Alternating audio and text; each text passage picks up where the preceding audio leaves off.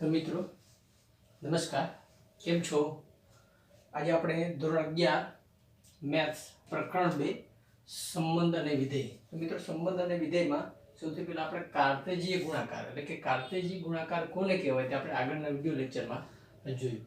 ત્યાર પછી મિત્રો જે સ્વાધ્યાય 2.1 પહેલા અમુક ઉદાહરણ આપેલા છે, એમાં ઉદાહરણ 1 છે, ઉદાહરણ 2 છે, તે તમે લોકોએ જાતે ગણી લીધા છે. 1, 2, ઉદાહરણ 4. ત્યાર પછી જે ઉદાહરણ 3 જે છે મિત્રો, આપણે સ્વાધ્યાય 2.1 ની અંદર ઉદાહરણ 3 ના દાખલા ગણીશું. એટલે સ્વાધ્યાય 2.1 ગણીશું એટલે ઉદાહરણ 3 છે તેની સમજ આવી જશે. ત્યાર પછી ઉદાહરણ 4 જે છે એ તમે જાતે ગણી લેશો, કારણ કે એવો દાખલો જે છે એ સ્વાધ્યાય 2.1 ની અંદર આવશે. એટલે કે 1 થી 5 જે ઉદાહરણ છે એમાં 1 થી 4 ઉદાહરણ જે છે તે જાતે ગણી લેવા. તો પાંચમું ઉદાહરણ જે છે એ આપણે જોઈએ, અગત્યનું છે કે જો r વાસ્તવિક સંખ્યાઓનો ગણ હોય તો r cross r r cross r cross r શું દર્શાવશે? એટલે આપણે કાર્તેજી ગુણાકાર ભણી ગયા મિત્રો. તો r ક્રોસ r એટલે કે વાસ્તવિક સંખ્યાનો વાસ્તવિક સંખ્યા સાથેનો કાર્તેજી ગુણાકાર, અને આ ઓર્ડર્ડ ટ્રિપલેટ અથવા ટ્રિપલ ગુણાકાર એ પણ આપણે શીખી ગયા. હવે મિત્રો r ક્રોસ r એટલે આપણને ખ્યાલ છે કે વાસ્તવિક સંખ્યાઓની કુલ ક્રમયુક્ત જોડ. ક્લિયર? આપણે ભણીએ આગળ કે ભાઈ a ક્રોસ b એટલે શું? તો કે a ના પ્રત્યેક ઘટકને b ના પ્રત્યેક ઘટક સાથે સાંકળતી કુલ ક્રમયુક્ત જોડ તેને કહેવાય a ક્રોસ b. આપણને ખ્યાલ છે. તો r ક્રોસ r નો મતલબ થાય r ની પ્રત્યેક કિંમતને અથવા r ના પ્રત્યેક ઘટકને r ના પ્રત્યેક ઘટક સાથે જોડતી કુલ ક્રમયુક્ત જોડ છે તેને કહેવાય r ક્રોસ r.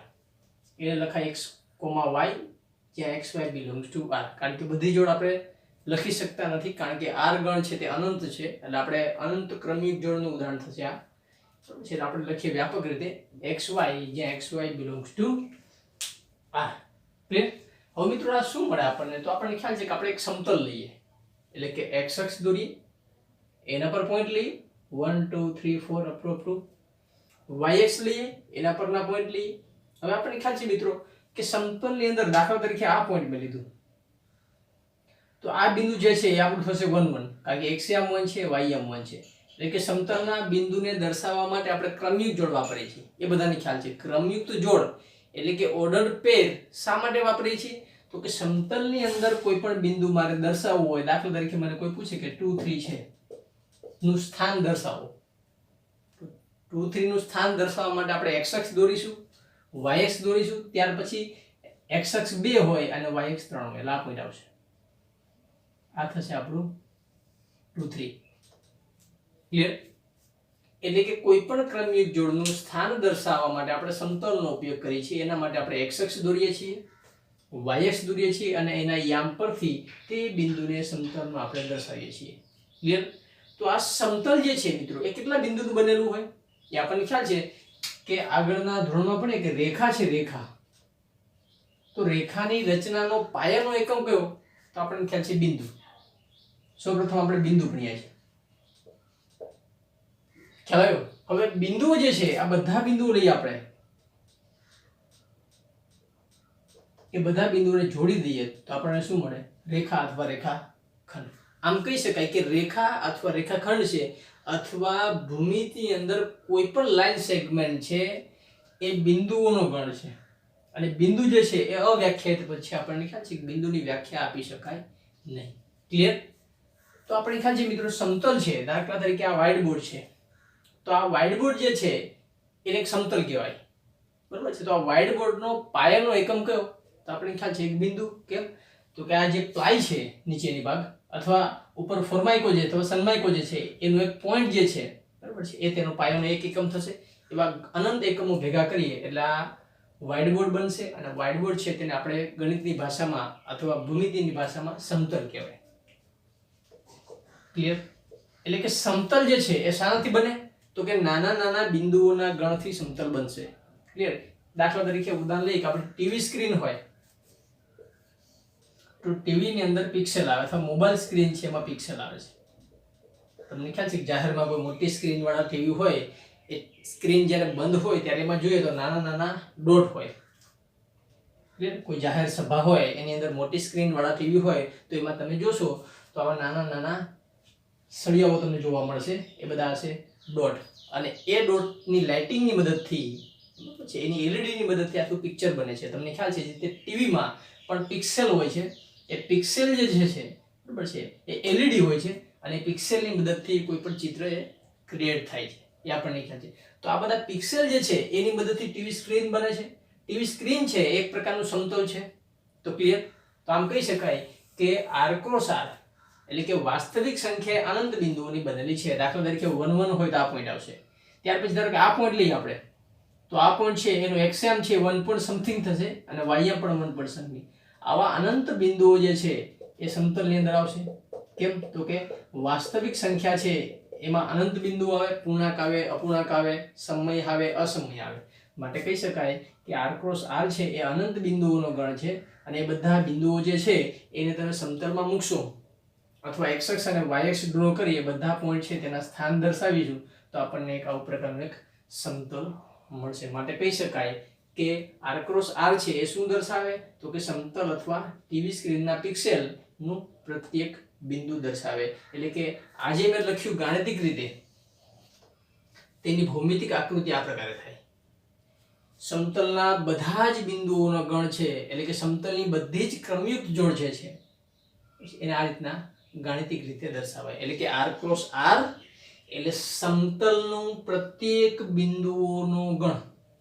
ક્લિયર? ત્યાર પછી જોઈએ r cross r cross r એટલે કે 3 વખત ક્રોસ હોય તો x y z આપણે ખ્યાલ છે મિત્રો ત્રિપરિમાણ, બરાબર છે? એટલે કે x અક્ષ, y અક્ષ અને z અક્ષ આ 3D આકૃતિ મેં દોરી છે, બરાબર છે? આ એક અક્ષ પરનું પોઈન્ટ છે, x અક્ષ પરનું બિંદુ છે, આ y અક્ષ પરનું બિંદુ છે, અને આ z અક્ષ પરનું બિંદુ છે. ક્લિયર? અને p બિંદુ જે છે એ આપણને શું દર્શાવે? તો કે x અક્ષ પરનું બિંદુ હશે ત્યાં y અને z શૂન્ય હશે, z અક્ષ પરનું પોઈન્ટ હશે ત્યાં y અને x 0 હશે, અને y અક્ષ પરનું પોઈન્ટ હશે ત્યાં x અને z શૂન્ય હશે. તો આ બધા બિંદુ છે એ અક્ષ પરના પોઈન્ટ થશે અથવા સમતલ પરના બિંદુ થશે. પણ p બિંદુ જે મેં લખ્યું છે તો p બિંદુ છે એના યામ મેં 1 1 લખ્યા છે. એનો મતલબ કે p બિંદુ છે ત્યાંથી x અક્ષ 1 જેટલા અંતરે છે, y અક્ષ નું અંતર 1 એકમ છે, અને z અક્ષ નું અંતર પણ 1 એકમ છે. તો p બિંદુ છે એ મિત્રો મેં 3D આકૃતિમાં દર્શાવ્યું છે, જો તમે જોઈ શકતા હો તો. કારણ કે p બિંદુ છે સમતલ પર નથી. દાખલા તરીકે હું વાત કરું કે આ માર્કર છે મારી, તો આ માર્કર જે છે એ અવકાશમાં થશે. ક્લિયર? કારણ કે હું માર્કર આ રીતના રાખું બોર્ડ પર તો માર્કર સમતલ પર છે એવું કહી શકાય. માટે r ક્રોસ r ના કોઈ બિંદુ પર માર્કર છે એવું કહી શકાય. પરંતુ હું આ રીતે લખું, રૂમની અંદર આ રીતના હવામાં માર્કર રાખું તો એ છે, તો આ માર્કરનું પોઈન્ટ મારે દર્શાવવું હોય, ધારો કે આ બિંદુ જે છે એ મારે દર્શાવવું હોય તો મારે શું જોઈએ? અક્ષ જોઈએ. દાખલા તરીકે રૂમની દિવાલ હશે, ઊભી દિવાલ છે, y અક્ષ લઈએ, x અક્ષ લઈએ અને z અક્ષ લઈએ. તો આ પોઈન્ટ છે મિત્રો, એટલે કે આ p બિંદુ છે, જગ્યાએ મારી પેન છે, તો p બિંદુ થી x અક્ષ નું અંતર, y અક્ષ નું અંતર અને z અક્ષ નું અંતર, તો આ સમતલ પરનું બિંદુ થશે. તો આ બધા જ અવકાશના બિંદુઓ ભેગા કરીએ તો આપણો એક આખો રૂમ બની જશે. ક્લિયર? માટે કહી શકાય કે r ક્રોસ r એ શું થશે? તો કે ત્રિપરિમાણીય અવકાશનું પ્રત્યેક બિંદુ. કારણ કે આપણને ખ્યાલ છે કે આપણો રૂમ છે, બરોબર છે, એ આખો રૂમ છે એનું કોઈ પણ પ્રત્યેક બિંદુ છે આપણે લઈએ તો એને કહેવાય અવકાશનું પ્રત્યેક બિંદુ. કારણ કે આ મેં માર્કર પકડી છે એ કોઈ સમતલમાં નથી, અવકાશની અંદર છે. અને આ માર્કર જે છે એનું મારે સ્થાન દર્શાવવું હોય તો 2 પરિમાણ ચાલે નહીં, 3 પરિમાણ જોઈએ. કેમ? તો કે લંબાઈ, પહોળાઈ અને ઊંચાઈ.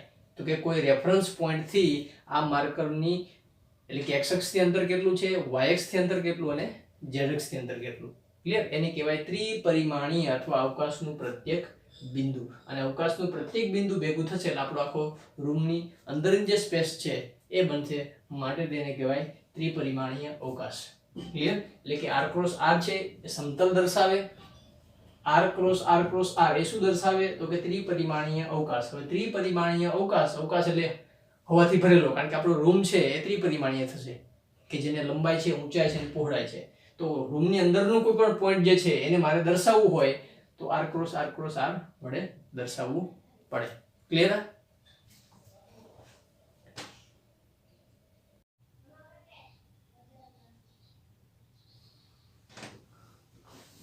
ત્યાર પછી મિત્રો સ્વાધ્યાય 2.1 દાખલા નંબર 1 જોઈએ. તો સ્વાધ્યાય 2.1 માં દાખલા નંબર 1 માં શું આપેલું છે કે જો x/3 + 1 = comma y minus 2/3 equal to 5/3 comma 1/3. તો x અને y શોધો. બરાબર છે. ઘણા ખરા વિદ્યાર્થીઓ આ દાખલો જાણે જ છે, છતાં જોઈ લે એક વખત. હવે આની અંદર આપેલું શું છે મિત્રો? તો બે ક્રમયુક્ત જોડ જે છે એ ઇક્વલ આપે છે આપણને. આ ક્રમયુક્ત જોડ અને આ ક્રમયુક્ત જોડ બંને આપેલ છે ઇક્વલ. ક્લિયર?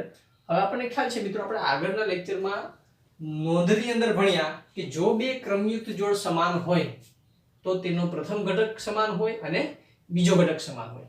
તો બે ક્રમયુક્ત જોડ સમાન આપેલી છે માટે એનો પ્રથમ ઘટક એટલે કે x/3 + 1 એ આના પ્રથમ ઘટક બરાબર થશે. એટલે કે x/3 + 1 = 5/3 અને બીજો ઘટક આ બીજા ઘટક બરાબર થશે. એટલે y - 2/3 = 1/3. આનું સાદુરૂપ આપીએ એટલે 3 લસા લઈએ તો x + 3/3 = 5/3. 3 3 ઉડી જશે તો x + 3 = 5. તો x = 5 - 3 એટલે 2. બીજું છે 3 લસા લઈએ એટલે 3y - 2/3 આખાના છેદમાં 3 3 3 કટ 3y - 2 = 1. તો 3y - 2 = 1 માટે 3y = 1 + 2. 2 છે તે ડાબી બાજુથી જમણી બાજુ જશે એટલે માઈનસના પ્લસ થશે. તો 1 + 2 3 એટલે કે 3y = 3. 3 વડે બંને બાજુ ભાગીએ તો y = 1. ક્લિયર? આમ બે ક્રમિક જોડ સમાન હોય તો તેનો પ્રથમ ઘટક સમાન હોય, બીજો ઘટક સમાન હોય એટલે કે પહેલો ઘટક સમાન, બીજો ઘટક સમાન.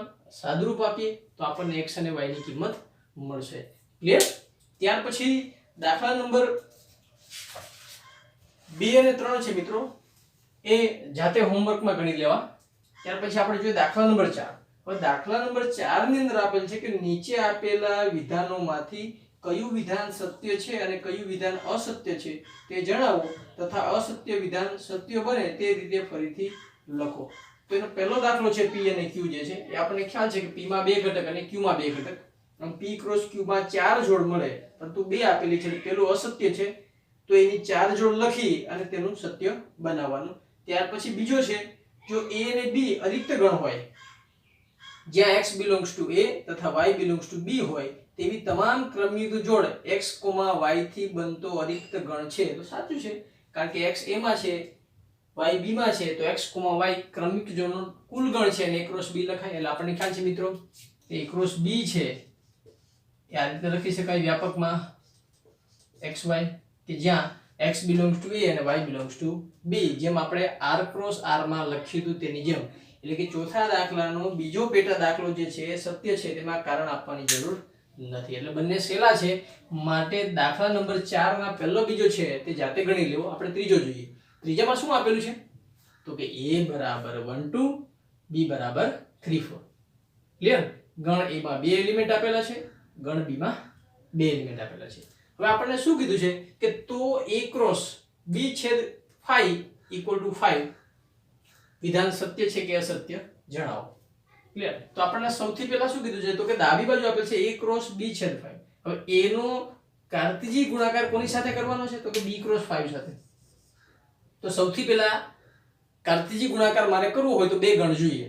તો b/5 છે એ મારે સૌથી પહેલા મેળવવો પડે. તો આપણને ખ્યાલ છે કે b/5. ક્લિયર? b/5 તો b/5 છે મિત્રો, છેદ આવશે, ક્રોસ નહીં આવે. b/5 તો આપણને ખ્યાલ છે કે b/5 એટલે શું થશે તો કે b/5 જે છે એ ખાલી ગણ થશે. આપણે આગળ ગણની અંદર આવશે છેદ ગણ. તો આપણે ખ્યાલ છે કે b/5 એટલે કે b નો ખાલી ગણ સાથેનો છેદ ગણ એ ખાલી ગણ થાય. ક્લિયર? એટલે આપણે b/5 એ 5 મળશે. માટે ડાબી બાજુમાં આવશે a × 5 અને a × 5 છે એ આપણને કેટલો મળે તો કે a × 5 = 5 અને બરાબર જવાબ.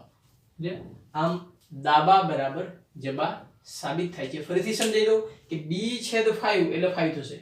હવે a × 5 આપણને ખ્યાલ છે, આપણે નોંધમાં ભણ્યા હતા કે કોઈ પણ બે ગણનો કાર્તેજી ગુણાકાર કરીએ તો એની અંદર બે માંથી કોઈ એક ગણ ખાલી ગણ હશે તો કાર્તેજી ગુણાકાર ખાલી ગણ આવવાનો. કેમ? તો કે પ્રથમ ગણના દરેક સભ્યોને બીજા ગણના દરેક સભ્યો સાથે જોડતી કુલ ક્રમયુક્ત જોડ એટલે કાર્તેજી ગુણાકાર. પરંતુ બીજા ગણમાં એક પણ સભ્ય નથી માટે કાર્તેજી ગુણાકારમાં એક પણ જોડ મળશે નહીં, માટે તે ખાલી ગણ થાય. તો ક્લિયર, આ વિધાન સત્ય છે માટે કારણ આપવાની જરૂર નથી. ત્યાર પછી મિત્રો દાખલા નંબર 6 છે. હવે દાખલા નંબર 6 ની અંદર a ક્રોસ b માં અમુક જોડ આપેલી છે, જોઈ શકો છો. a ક્રોસ b છે એમાં 4 ક્રમયુક્ત જોડ આપેલી છે. કઈ આપેલ છે? તો કે ax, બીજી ay, bx અને by. તો ગણ a અને ગણ b માં ઘટકો શોધો. એટલે આપણે ત્યાં સુધી શું કરતા કે a અને b ગણ આપેલા હોય તો કાર્તેજી ગુણાકાર મેળવતા. હવે ઊંધું આપેલું છે એટલે કે કાર્તેજી ગુણાકારની જોડ આપેલી હોય તો a અને b ના સભ્યો શોધો. તો આપણને ખ્યાલ છે મિત્રો કે કોઈ પણ બે ગણનો કાર્તેજી ગુણાકાર કરીએ આપણે. દાખલા તરીકે આ ઉદાહરણ છે a ક્રોસ b. તો a ક્રોસ b એનો મતલબ શું થાય કે a ના પ્રત્યેક ઘટકને b ના પ્રત્યેક ઘટક સાથે સાંકળતી કુલ ક્રમયુક્ત જોડ ને કાર્તેજીય ગુણાકાર કહેવાય. તો a નો ઘટક છે એ b ના પ્રત્યેક સાથે જશે. 1 1 1 2 1 3 1 4 એટલે 1 1 1 2 1 3 1 4. બીજો ઘટક b ના પ્રત્યેક સાથે 2 1 2 2 2 3 અને 2 4. એટલે a ક્રોસ b માં 8 જોડ મળે, કારણ કે number of a into number of b, એટલે કે ડાયરેક્ટ જોડની સંખ્યા મારે શોધવી હોય તો a ના સભ્યો 2 છે, b ના સભ્યો 4, 4 ગુણ્યા 2 8 જોડ મળે. આપણને ખ્યાલ છે, આપણે સૂત્ર ભણ્યા છીએ. ક્લિયર? તો a ક્રોસ b બરાબર 8 જોડ મળશે. હવે બીજું કે a ક્રોસ b ની અંદર પ્રથમ ગણ મારો a છે, ક્લિયર, બીજો ગણ b છે. તો ક્રમયુક્ત જોડની અંદર જે પહેલો ઘટક હોય તે પહેલા ગણનો હોય અને બીજો ઘટક જે છે એ બીજા ગણનો. દાખલા તરીકે આ 1 છે, આ 2 છે, આ 3 છે, આ 4 છે. તો 2 3 4 છે એ b નો હોય સભ્ય, જ્યારે પ્રથમ ઘટક જે છે એ પહેલા ગણનો છે. ક્લિયર? તો આમ કોઈ પણ ક્રમયુક્ત જોડમાં પ્રથમ ઘટક જે છે પ્રથમ ગણનો હશે. દાખલા તરીકે આપણે b ક્રોસ a લખીએ તો b ક્રોસ a ની અંદર b ના ઘટક પહેલા આવશે, એટલે કે 1 1 2 1 3 1 4 1. આનો ક્રમ બદલાઈ જશે, બરાબર છે. એટલે કે b પહેલા છે તો ક્રમિક જોડનો પ્રથમ ઘટક b નો હોય. ક્લિયર? તો આના પરથી હું લખી શકું કે મને 4 ક્રમિક જોડ આપેલી છે, એમાં પ્રથમ ઘટક જે છે તો કયો છે પ્રથમ ઘટક? a b અને b. ક્લિયર? તો a b અને b છે એ કયા ગણનો હોય? તો કે પ્રથમ ગણનો. તો આપણે લખી નાખીએ કે a બરાબર a. હવે મને ખ્યાલ છે ગણની અંદર પુનરાવર્તન થાય નહીં, માટે કહી શકાય કે ગણ a ની અંદર ab બે જ ઘટક આવશે, કારણ કે a b એ ગણની અંદર પુનરાવર્તન થઈ શકે નહીં. એ આપણે ચેપ્ટર 1 માં ભણ્યા. ત્યાર પછી બીજો ઘટક છે મિત્રો. તો બીજો ઘટક જે છે એ કયા ગણનો હશે? તો કે x છે, y છે, x છે અને y છે. એ કયા ગણનો હશે? b નો હશે. તો b બરાબર x, y. તાળો મેળવવો હોય તો પાછો ચોકડી ગુણાકાર કરો. ax ay bx by 4 જોડ મળી. આમ ક્રમયુક્ત જોડ પરથી મારે ગણ લખવા હોય તો ક્રમયુક્ત જોડનો પ્રથમ ઘટક જે છે તેનો ગણ બનાવી દો, તે પહેલો ગણ થશે. ક્રમયુક્ત જોડના બીજા સભ્યો છે એને ગણમાં લખી નાખીએ તો એ બીજો ગણ મળશે. ક્લિયર? ત્યાર પછી મિત્રો 7મો દાખલો છે. હવે 7મા દાખલાની અંદર આપણને 4 ગણ આપેલા છે. કયા? ગણ a, ગણ b, ગણ c અને ગણ d. તો a આપેલો છે કેટલો? તો 1 2. b કેટલો આપેલો છે? 4 સભ્યો 1 2 3 4. c છે એમાં 2 ઘટકો આપેલા છે, d ની અંદર 4 ઘટક આપેલા છે. તો નીચેના પરિણામો ચકાસો. હવે પરિણામો મિત્રો આપણને 2 આપેલા છે, એમાં પહેલું પરિણામ જે છે એ આપણે જોઈએ. તો પ્રથમ પરિણામ છે એ શું આપેલ છે? તો કે a ક્રોસ b છેદ c equal to a cross b છેદ a ક્રોસ c. એટલે કે આ ચકાસવાનું છે કે ડાબા બરાબર જબા સાચું છે કે નહીં, અથવા આ પરિણામ સત્ય છે કે નહીં, તે આપણે ગણની મદદથી ચેક કરવાનું છે.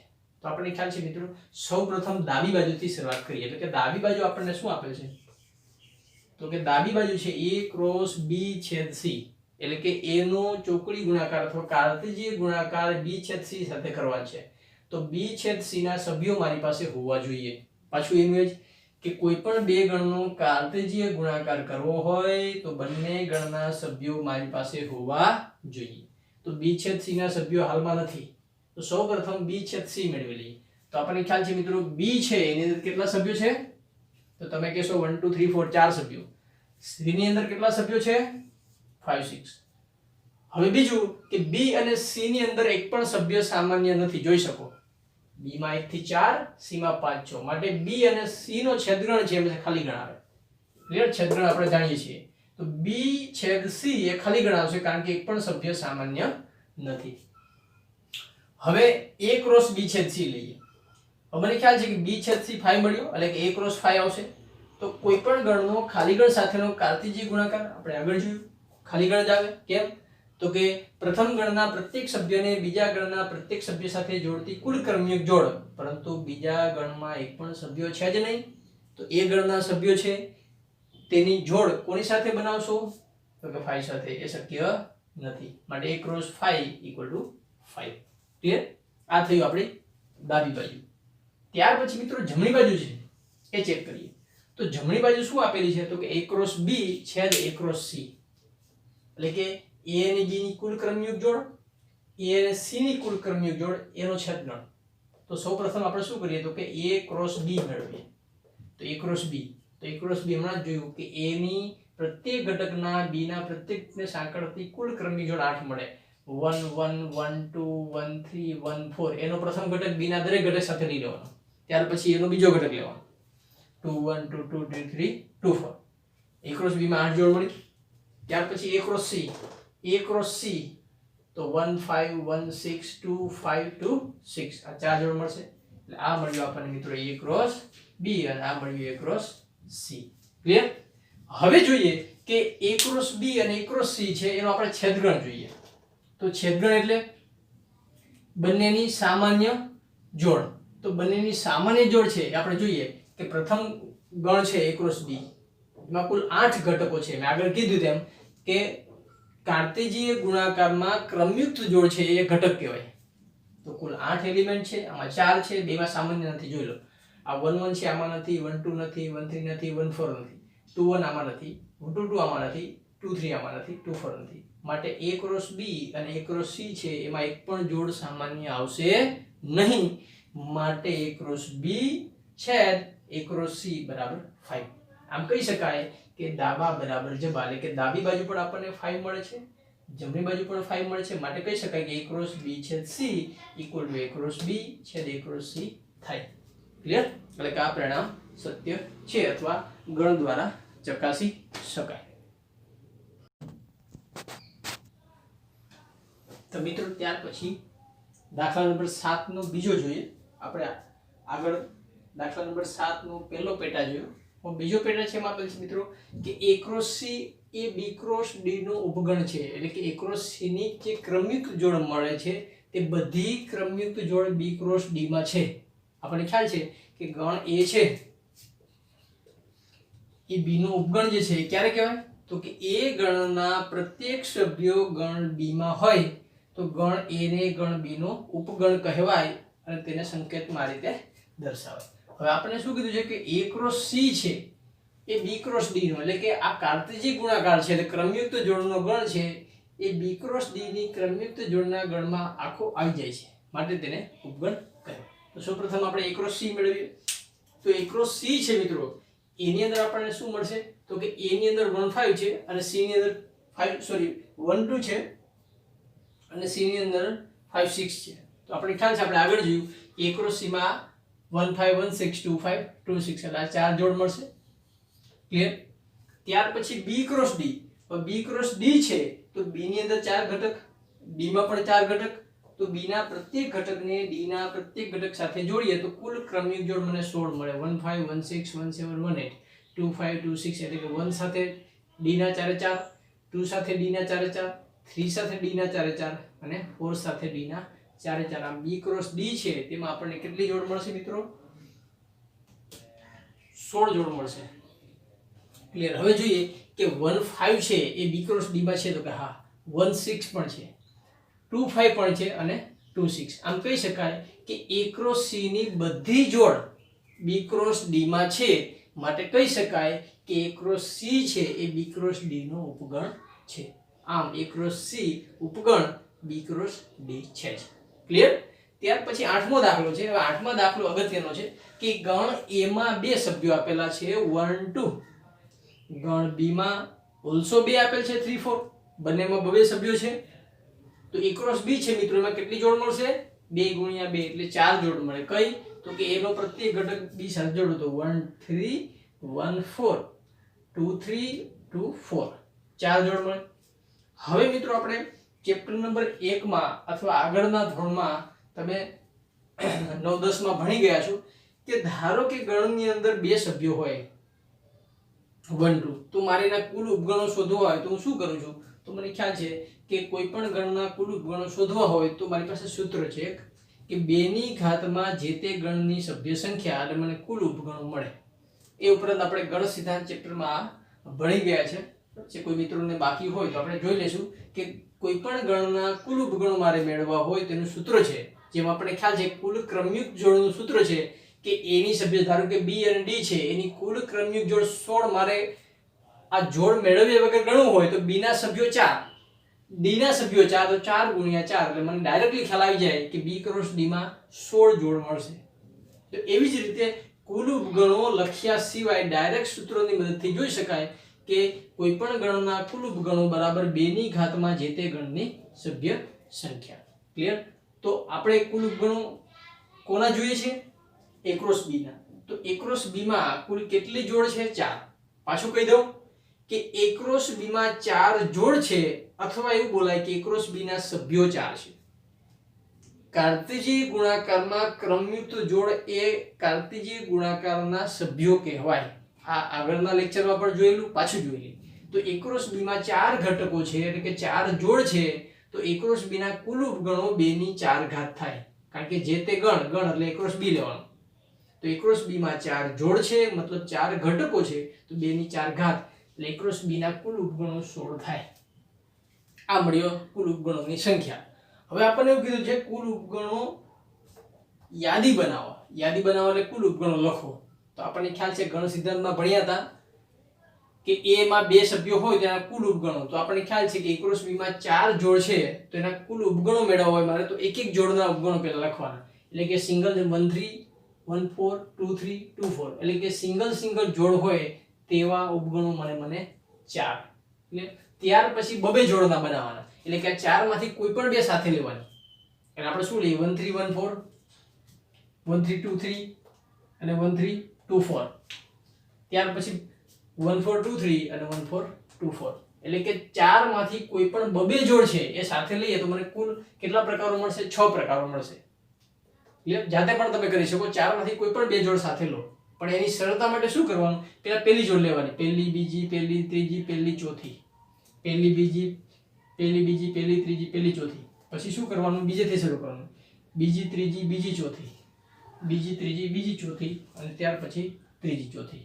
ક્લિયર? એટલે મને કુલ 6 જોડ મળશે. કેટલા ઘટક વાળી? 2 ઘટક વાળી. 2 ઘટક મતલબ બે ક્રમયુક્ત જોડ વાળા મને 6 ઉપગણો મળે. ત્યાર પછી 3 વાળા જોવાના. તો 3 માટે પહેલેથી શરૂ કરો, 1 3 1 4 2 3, પછી 1 3 1 4 2 4. એટલે કોઈ પણ 3 સાથે લેવાના. પછી 1 3 2 3 2 4 અને 1 4 2 3 2 4. એટલે કોઈ પણ 3 લેશો તો તમને 4 જ પેર મળશે. ક્લિયર? એટલે એ મળ્યા મને 3 ક્રમયુક્ત જોડ વાળા 4 ઉપગણો મળે મને. ક્લિયર? ત્યાર પછી 4 ઘટક વાળા. 4 ઘટક મતલબ 4 ક્રમયુક્ત જોડ વાળા. a ક્રોસ b પોતે છે એટલે મને કેટલો મળશે? 1 જ મળશે. અને છેલ્લે ખાલી ગણ કે જે દરેક ગણનો ઉપગણ હોય જ, માટે 1 મળશે. આમ 4 6 10 4 14 ને 1 15 ને 1 ખાલી ગણ. કુલ કેટલા મળશે? 16. એટલે કે 16 ઉપગણો મળશે. આ 16 ઉપગણોની યાદી. ત્યાર પછી મિત્રો દાખલા નંબર 9 ભણી. તો દાખલા નંબર 9 ની અંદર કે a માં 3 સભ્યો છે, b માં 2 સભ્યો છે, ઉપરાંત a ક્રોસ b ની 3 જોડ આપેલ છે. એટલે કે a માં 3 ઘટક, b માં 2 ઘટક અને a ક્રોસ b ની 3 જોડ છે, x1 y2 અને z1. એટલે કે આ 3 ક્રમયુક્ત જોડ છે a ક્રોસ b માં આપેલી છે. તો a અને b ગણ શોધો.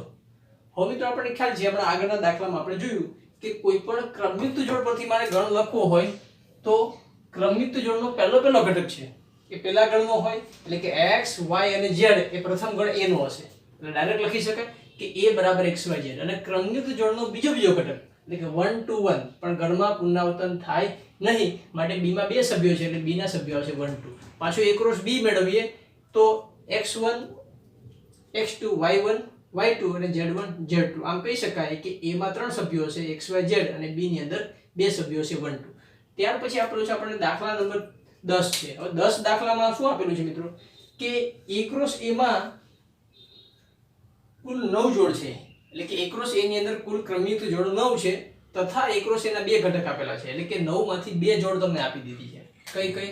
-1 0 અને 0 1.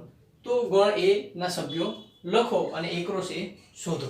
એટલે A ક્રોસ A ની માત્ર સભ્ય સંખ્યા આપેલી છે, A ક્રોસ A ની 9 જોડ આપેલી નથી અને 9 માંથી કોઈ પણ બે જોડ આપેલી છે. પાછું મિત્રો કે ક્રમયુક્ત જોડ પછી મારે ગણના સભ્યો લખવા હોય તો સૌપ્રથમ શું કરીએ તો કે -1 0 અને 0 1 એ બંને A ક્રોસ A માં છે, એટલે શું લખાય? Belongs to A cross A. હવે પાછું કે ક્રમયુક્ત જોડ આપેલી હોય તો એનો પહેલો ઘટક છે એ પહેલા ગણનો હોય, એટલે કે A ની અંદર પહેલો ઘટક એટલે -1 અને 0 એમાં છે. બીજો ઘટક એટલે કે 0 1 છે એ પાછો એમાં છે, એટલે કે 0 1 એમાં હશે, કારણ કે આ બંને ગણ સમાન છે. એટલે પ્રથમ ઘટક પ્રથમ ગણનો હશે, બીજો ઘટક બીજા ગણનો હશે, એટલે કે A બરાબર -1 0 પહેલો ઘટક અને A બરાબર 0 1 બીજો ઘટક. પરંતુ બંને ગણ સમાન છે, ગણમાં પુનરાવર્તન થાય નહીં, માટે લખી શકાય ગણ A બરાબર -1 0 અને 1. એટલે કે આ બે જોડ પરથી ગણ A ની અંદર કુલ સભ્યો કેટલા આવશે? 3. ક્લિયર? કારણ કે બે જોડ છે અને બે જોડની અંદર જોડનો પ્રથમ ઘટક એ પહેલા ગણનો હોય, બીજો ઘટક બીજા ગણનો હોય, પરંતુ અહીં બંને ગણ સમાન છે માટે બેનું યોગગણ લઈએ તો -1 0 અને 1 એમાં 3 સભ્યો મળશે. હવે 3 સભ્યો છે પોતાની સાથે કાર્તેશી ગુણાકાર, તો આપણે ખ્યાલ છે કે -1 જે છે એ -1 સાથે, -1 0 સાથે, -1 1 સાથે, એ જ રીતે 0 લઈએ, એ જ રીતે 1 લઈએ, એટલે કુલ 9 જોડ આપણને મળશે. અને એનું સૂત્ર છે કે number of A cross A એટલે A ની સભ્ય સંખ્યા ગુણ્યા A ની સભ્ય સંખ્યા, એટલે 3 ગુણ્યા 3 9. તો ક્લિયર મિત્રો, આ થયું સ્વાધ્યાય 2.1 કમ્પ્લીટ. ક્લિયર? હવે તમારે મિત્રો આ જે છે લેસનમાં છે આખું સ્વાધ્યાય 2.1 ફેરબુકમાં લખવાનું છે અને લેસનમાં પણ લખવાનું છે. લેસનમાં લખી અને મને ચેક કરાવવાનું રહેશે મિત્રો.